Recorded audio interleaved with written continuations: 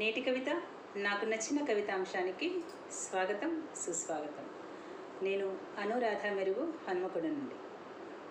గురువుగారు ఆచార్యులు శ్రీదాస్యం సేనాధిపతి గారికి, నేటి కవిత సమూహ వ్యవస్థాపకులు శ్రీదాస్యం లక్ష్మయ్య గారికి ప్రత్యేక నమస్సుమాంజలి తెలియజేస్తూ, నేటి కవిత సాహితీమూర్తులందరికీ కూడా నాకు నచ్చిన కవితాంశానికి మనస్పూర్వక సుస్వాగతం. నేటి కవిత సమూహంలో మనల్ని ప్రతిరోజు వైవిధ్యభరితమైన వినూత్నమైన కవిగణాన్ని ఇట్టే ఆకర్షించే అనేక అంశాలు ప్రతి ఉదయం కూడా వెలువరుస్తూ ఉంటారు మన వ్యవస్థాపకులు శ్రీ దాస్యం లక్ష్మయ్య గారు. మరి ఆ విధంగా వచ్చిన సమూహంలోని కవితలన్నిటినీ గమనించి తమకు నచ్చిన కవితలను ఎంపిక చేసుకుని వాటిపై సమీక్షాభినందన అభిప్రాయ మాలిక పంపడమే నాకు నచ్చిన కవితాంశం యొక్క ఉద్దేశం.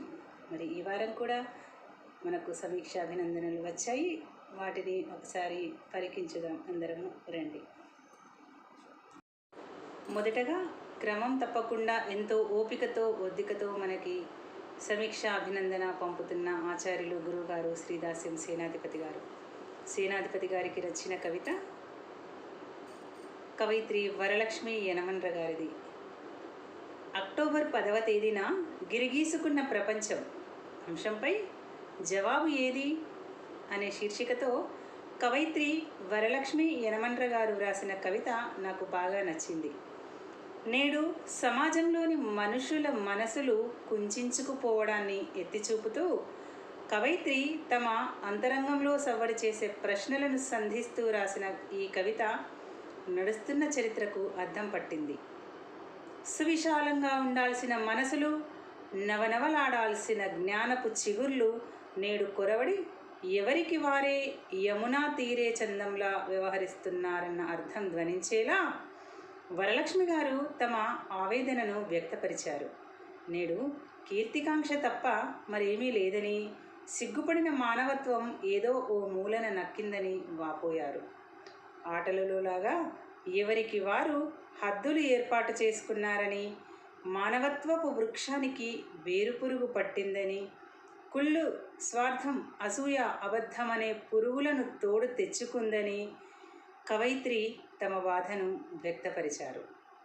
పూసిన కాసిన ప్రేమ, మమత, స్నేహం, సాయమనే పూలు కాయలు నేలరాలుతున్నాయని, మనసులకు పట్టిన చీడను రూపుమాపడానికి ఏ కర్షకుడు సేంద్రియ ఎరువును పట్టుకుని వస్తాడో అని ప్రశ్నించారు. కుంచుకుపోయిన మనసులను ఇకనైనా సువిశాలం చేసుకోవాలన్న సందేశాన్ని కవయిత్రి నర్మగర్భంగా అందజేశారు.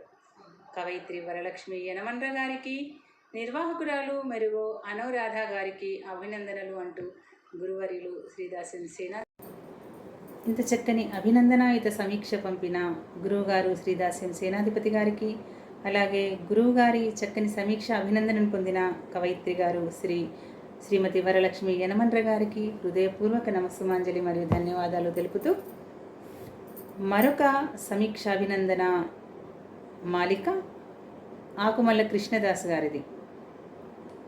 ఆకుమల్ల కృష్ణదాస్ గారికి నగునూరి రాజన్న గారి కవిత ఈ వారం బాగా నచ్చిన కవిత. నేను మనిషినైత అనే అంశానికి తెప్పరిల్లుకుంటూ అనే శీర్షికతో వ్రాసిన కవిత నగునూరి రాజన్న గారిది నాకు నచ్చిన కవిత.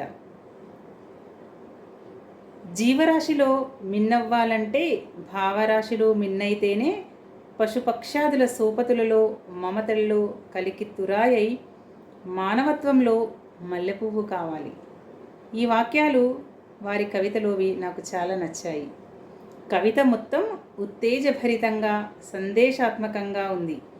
అందుకే నాకు బాగా నచ్చిన కవిత. ఈ సందర్భంగా నగునూరి రాజన్న గారికి అభినందనలు.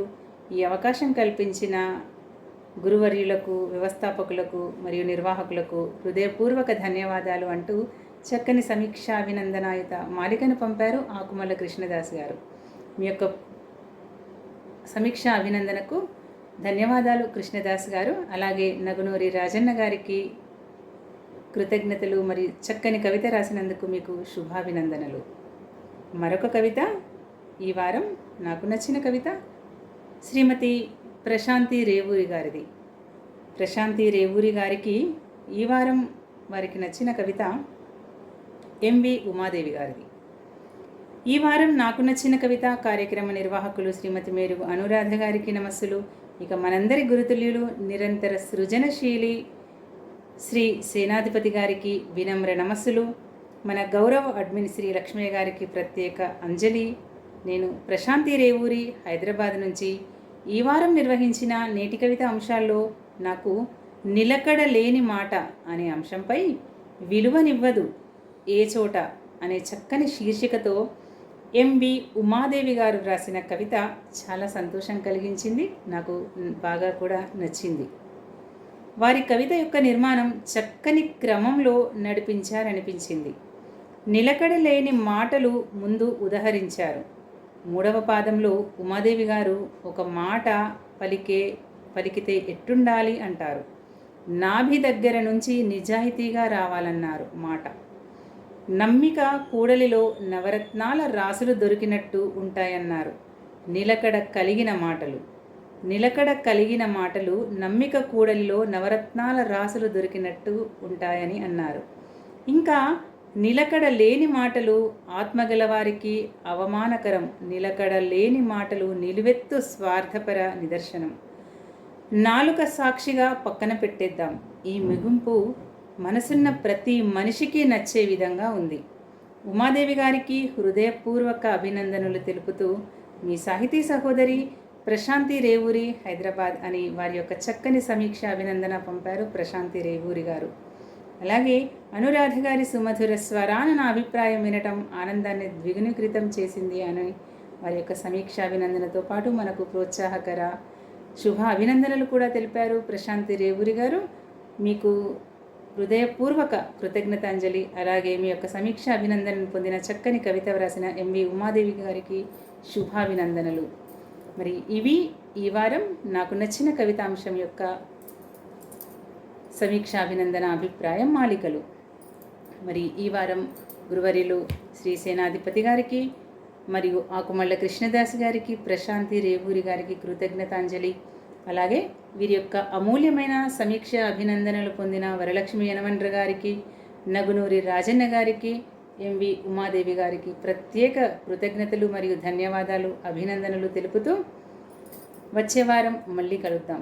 మరి ఈ వారం ఈ నాకు నచ్చిన కవితాంశ యూట్యూబ్ లింకును వెంటనే సబ్స్క్రైబ్ చేసుకొని మీ యొక్క సలహాలు, సూచనలు, శుభాభినందనలను కామెంట్ సెక్షన్లో మరియు మన యొక్క నేటి కవిత సమూహంలో కూడా పంపగలరని సాహితీమూర్తులందరికీ